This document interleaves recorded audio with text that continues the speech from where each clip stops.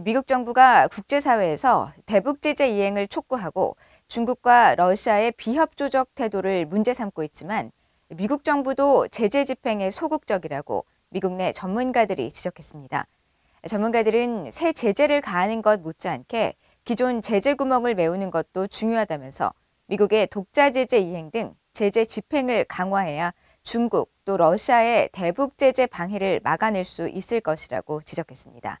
첫 소식 조상진 기자가 보도합니다.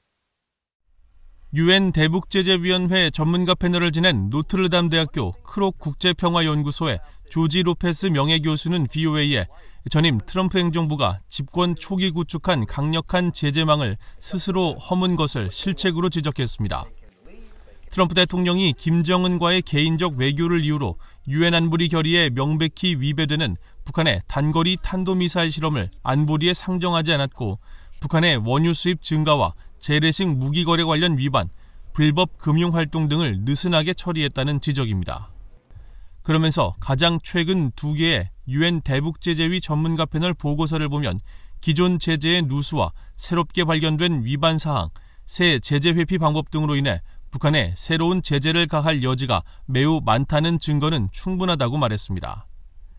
2016년 시행된 미국의 대북제재와 정책 강화법 초안 작성에 참여한 제재법 전문가 조슈아 스탠튼 변호사는 트럼프 행정부의 대북 정책을 비판했던 바이든 행정부도 대북 제재를 전혀 가하지 않고 있다고 평가했습니다.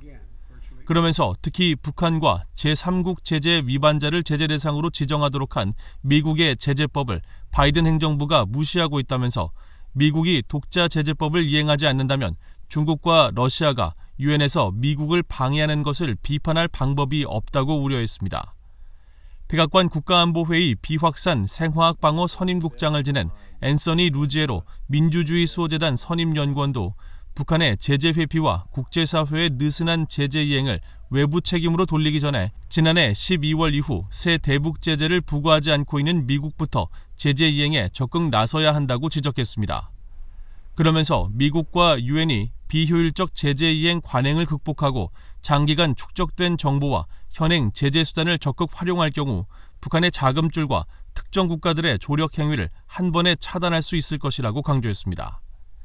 에반스 리비어 전 국무부 수석 부차관보는 북한의 사이버 범죄와 인권 침해, 돈 세탁에 가담한 북한 기관과 개인을 제재 명단에 추가로 올리고 국제 제재를 위반하는 북한 기관의 자산을 추가로 동결하며 북한의 국제 금융 시스템 접근을 추가로 제한하는 한편 불법 무역과 제재 위반에 연루된 북한 선박과 항공기를 차단하거나 압류하는 등 다양한 제재를 추가로 적용해야 한다고 제언했습니다.